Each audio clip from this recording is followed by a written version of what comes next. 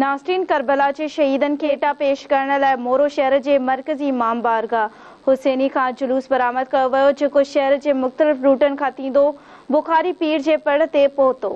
उन हवाले से तफ़सील ॿुधाए रहियो आहे मोरो खां धरती टीवी न्यूज़ रिपोर्टर सादिक अली ज़रदारी।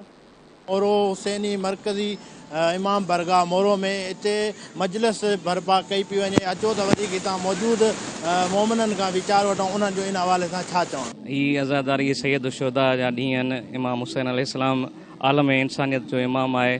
हुज़ूर पाक सल्लल्लाहु अलैहि वसल्लम जी हदीस पाक आहे त हुसैन मिन्नी व ना मिनल हुसैन, मां हुसैन मंझा आहियां ऐं हुसैन मूं मंझा आहे। मौला हुसैन करबला जे मैदान में अज़ीम कुर्बानी ॾेई पंहिंजी हुज़ूर साईं जी आल समेत जेके अहलो अयाल उन्हनि जा हुया उन्हनि जे समेत उन्हनि हिकु अज़ीम कुर्बानी ॾिनी ऐं दीन इस्लाम खे बका बख़्शी आहे जो अॼु ताईं इस्लाम ज़िंदा हो जावेद आहे। शहीदा इमाम हुसैन अलैहिस्सलाम जी यादि में जेको हर साल जीअं आज़ादारी जो काफ़िलो निकिरंदो आहे, उहो मुख़्तलिफ़ रूटनि खां उन में इंतिज़ामिया जो जेको भरपूर जेको आहे किरदारु हूंदो आहे। सिक्योरिटी जे इंतज़ाम सां हिसाब सां ॾिसिजे थो त हिन वक़्तु सिक्योरिटी सुख्ता। अॼोको जेको जुलूस आहे उहो मरकज़ी इमाम बारगाह अंजुमन हुसैन जी मोरे तरफ़ां बरामद थींदो आहे।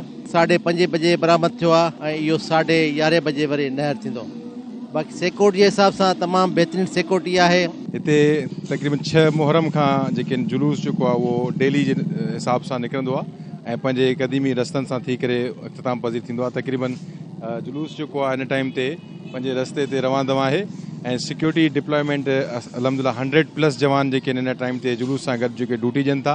मां अर्ज़ु कयां त असां वटि जी 6 तारीख़ खां हिते जुलूस हलनि पिया मरकज़ी इमाम बारगाह खां मुख़्तलिफ़ रूटनि खां। हिते 100 जवान ऐं प्लस जेके आहिनि से असांजा माण्हू 100 खां प्लस माण्हू लॻल आहिनि। कैमरामैन तालिब खोसो सां गॾु सादिक ज़रदारी, धरती टीवी न्यूज़ मोरो।